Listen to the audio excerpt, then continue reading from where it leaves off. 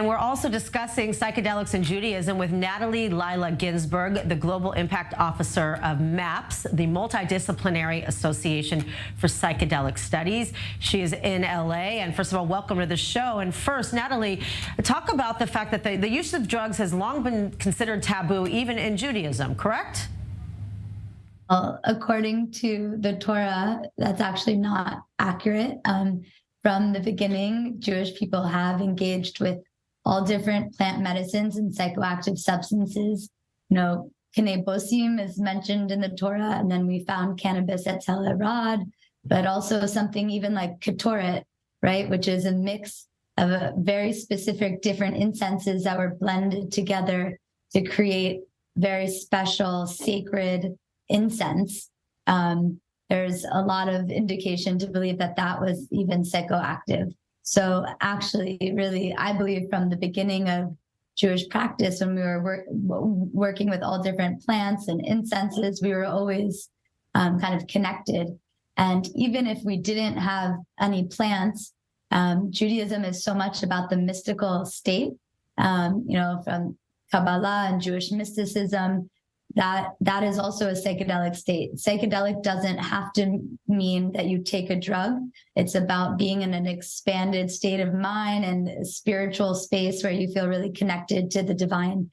So I believe that was always a part of Judaism. But actually, throughout Jewish history, there have been many times where a lot of those practices have had to be forced underground. Just for one example, in like the Middle Ages or there was big witch hunts where they were murdering women. There were often Ashkenazi Jewish women who were practicing with different plants and different spiritual practices and accusing them of being witches. So that was just one example where these like mystical plant practices in Judaism had to be hidden or be erased because they were dangerous and we were being murdered for them. Natalie, some scholars suggest that the receiving of the Torah at Mount Sinai was in fact a massive psychedelic event. What's your take on this? That story in particular, I don't know. It could be, but that's not a story that I feel comfortable saying this is for sure a psychedelic experience.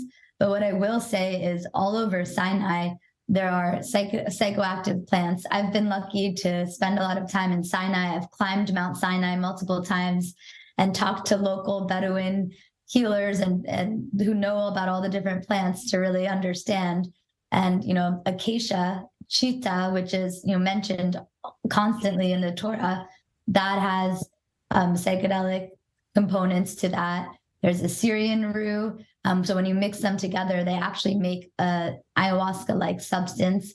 And there's actually a number of other psychoactive plants in the Sinai region. So it's not unreasonable to think that maybe people were tripping out at some point in that story, but I don't think that we know for sure. Also, in recent years, we hear about people going, for instance, to Central and South America to have ayahuasca experiences guided by shamans. But can you tell us about your personal experience and why it was so profound?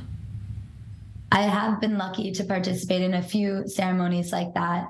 And for me, it's been deeply important. The first time I drank ayahuasca was not a ceremony like that. It was a ceremony grounded in a culture that works with ayahuasca for hundreds of years.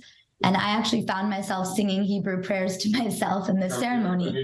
And then I ended up a few years later lucky enough to join a ceremony where Hebrew was being sung. And that really hit me much more deeply and powerfully. So for me, it was this experience of being able to ground into my ancestors and to be connected to ritual that my ancestors have been practicing for thousands of years. And it really, really helped me set the container for the experiences that I've had. And I've had many psychedelic experiences where I have visions that feel very Jewish. Like I once was seeing like the tabernacle, or just different things. And I hear these stories from countless people. So that's really part of what inspired me to co-found the summit with Rabbi Zach Kamenetz and Madison Margolin, because so many Jewish people were telling me they had these Jewish experiences and they were looking for more support on that. What music to use, what rituals to use, how could they support their experience? as a Jew, rather than trying to work in another culture when they were having these experiences of the divine. Explain how psychedelic plant-based medicine brings relief to intergenerational trauma amongst the Jewish people and also other people as well. Another piece that comes up a lot for Jewish people in psychedelic experience is images and visions of intergenerational trauma, whether it's from the Holocaust or from, being kicked out of Iraq, for example. I just heard that story from someone. That's something very deep as Jews. We've, survived, but had thousands of years of trauma and oppression. So psychedelics are a really powerful tool in allowing us to help heal that.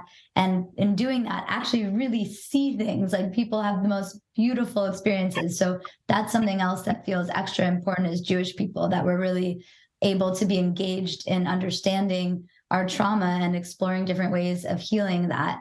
And of course, people living in Israel certainly experience ongoing trauma every day. People who've served in the military experience trauma.